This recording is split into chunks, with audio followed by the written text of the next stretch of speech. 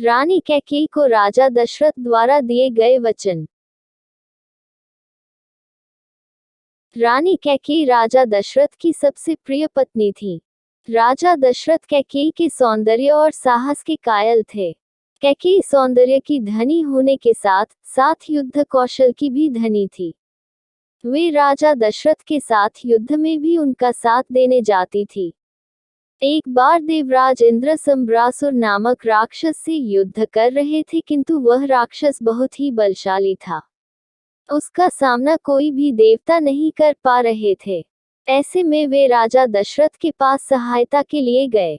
तब राजा ने उन्हें संब्रासुर से युद्ध करने के लिए आश्वासन दिया और वे युद्ध के लिए जाने लगे।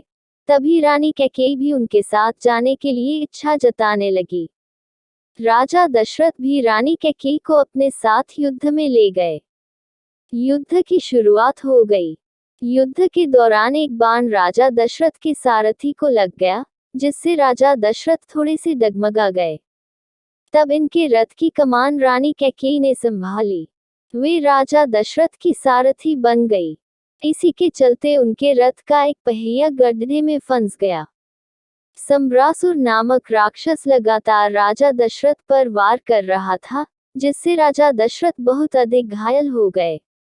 यह देख रानी ने रथ में से उतरकर जल्दी से रथ के पहिए को गड्ढे से बाहर निकाला और खुद ही युद्ध करने लगी। वह राक्षस भी उनके पराक्रम को देखकर भयभीत हो गया और वहां से भाग गया।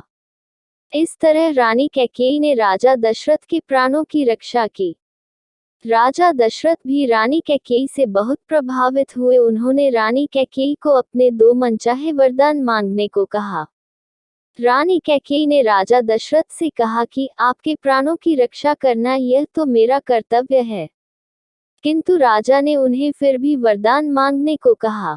रानी ने कहा कि अभी मुझे कुछ नहीं चाहिए, इन 2 वरदानों की आवश्यकता भविष्य में जब कभी पड़ेगी तब मैं मांग लूंगी। तब राजा दशरथ ने उन्हें भविष्य में 2 वरदान देने का वादा कर दिया।